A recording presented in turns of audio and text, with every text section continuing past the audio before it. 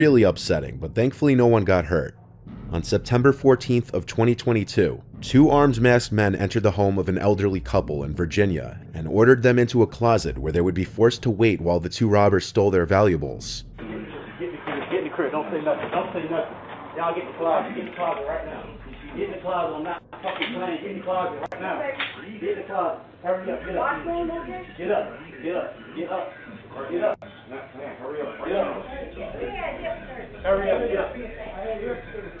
But if you listen closely, you can hear the elderly woman tell the robbers that her husband had hip surgery as they were ordering him to hurry up and get up. And then the old man himself says it as he struggles to get up and make his way to the closet door. Hurry up. Get up.